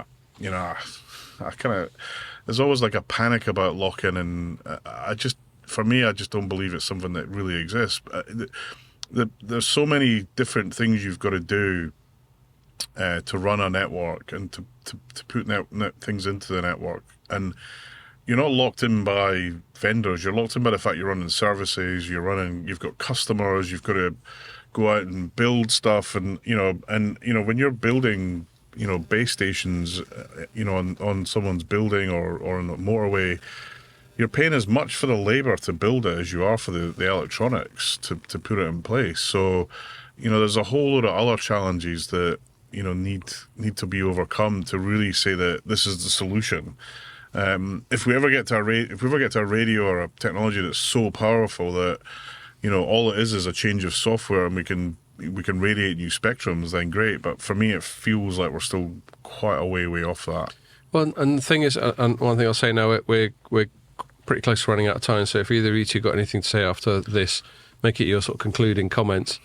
But I think one of the ways in which I've found Ian's journalism on this most interesting, again, given my predilection, which is as much to do with things like public policy and more overarching narratives, is this push towards things like Open RAN. And I know that part of the push has come from the US and its allies, and that in part has come from the circumstances that have led to us only having 2 traditional kit vendors because we're not allowed to work with Chinese companies anymore. And, and that's all fine. I understand it all. But when back to when we were talking about the UK stuff, the event you went to, that seems quite light touch. They're trying to facilitate, trying to get involved, trying to encourage, trying to sort of incubate, prod, whatever. When it becomes a bit more dictatorial, as it seems to come from the States, and if you listen to the podcast, you'll see I quite often have a pop at the States, not at the States as a country, or and the employers, or individual Americans, I hasten to add, but increasingly how the American state is behaving, i.e. the government and its agencies. And so there's this big push, but they have incredible power and they have incredible radiating power to the rest of the American sphere of influence, which obviously includes the UK, possibly more so since Brexit, as we're a bit more keen to be close to them. And and that's the thing, especially with Open RAN, it's become this political thing. You didn't really speak about it, Neil, when you were talking about this UK tin thing, but presumably I certainly know from having interviewed Julia Lopez myself, she was keen to speak largely about Open RAN. I know the UK government's quite keen to promote it, and governments are on the whole. I just wonder, what you two have just been discussing has been the pros and cons of things like Open RAN and vRAN from a technical point of view, but there's a lot of push from a sort of more strategic political point of view. I'm just wondering, I'll ask you first, Neil, whether you think that push is justified, whether you think we need to sort of chill out a little bit on that momentum towards it, or whether it's going all right, or we should do it more, whatever. Yeah, I think the governments, they try to do their best to look after their people. That's how I always try and look at them. And from my mind, open technologies in this space, I think, when you get to volume and you get to commodity, why wouldn't you have it open? What benefit do you get? I think what we need to be careful about, though, is that, if you come up with a cool thing that you can launch it's your own technology, but it's something cool that people want, we don't want to dissuade people from creating that sort of technology. Totally. For sure, right? So it's about getting to that right balance, and look at the internet. The internet runs on 100% open source. I mean, it's not, there's no, don't get me wrong, there's some specific technologies that some of the companies have developed, but the core of it was open source. And the reason it works well is that, a lot of the vendors were all running off BSD and Unix as their starting point. It was all based on the same code and it all just worked. And everyone was like, why do we have all these compatibility issues in the internet? So, because the genesis of it came more or less from the same place. So in my mind I think having open technologies is the right path, and I've been writing open source since 1989, and the first ISP that we built, Demon Internet, ran 100% on open source. Every single bean of it was open source, and I think there's a huge advantage in doing that. There's also some challenges in that, if you're writing open source or you run open source, have you got the right team to run open source? But when I think it comes to, tens of thousands of radios on poles across the country, and, it feels to me like that's the sort of infrastructure that other organizations should be able to leverage in a way that is easier than it is today, I would say. Don't get me wrong. The two big vendors that are in that space, I think have invented some phenomenal technology, and I've worked with them in the past. They're great organizations, but they're not the only two. There's others. There's Samsung who are who are out there, NEC who are out there. Indeed. I can't help but thinking that this is an area where having more competition can only help customers, and if openness is a way that we're able to generate that, then great. However, I say this to a lot of people. I'll use it again. It's very rare that a customer comes into a mobile phone shop and says, "I want to buy a phone from you because I heard you're running Open RAN." Yeah, right. Indeed. And that's the lens I look at this through, which is, where's this really going to make a difference for those customers? And I see it in the RIC and some of the other stuff. it kind of feels like, sometimes I feel like it's gonna, overly religious, and in the telco industry, we can sometimes get fixated on something, generate tons of hype out of it, and then wonder why we were even thinking about it. A little bit of that on virtualization. If you rewind to the early days of virtualization, the big bold statements about this is going to take away half our OPEX. Yeah. Show me a telco where their OPEX is halfed. It doesn't exist, right? Yeah. So I think we need to be full circle back to the pragmatic. 6G hype thing. I think that's a good way to sum it up. If you don't mind, Ian, and cut you short, I think Pierre will be grateful that I do. Some really great insights to throw in there. Save it for the next Cut one. me off. It's not me, it's Pierre. Write them down before you forget that. Because I'm keeping an eye on the clock, and I'm trying to be. Pierre would probably hope that we'd stop sooner than this. You basically not at all. for too long, basically. Well, yes, but I'll hasten to add again. You are the guest. Seriously, I was thinking, can I say something really clever at the end? Nah. No, okay. So I've actually just need to go to the bathroom. Actually, so I've actually bailed you out. Cool. All right. Well, on that note. Look at that, we're a full 2 minutes before 3 o'clock, Pierre. I will say thanks a lot for listening, and make sure you join us for the next one.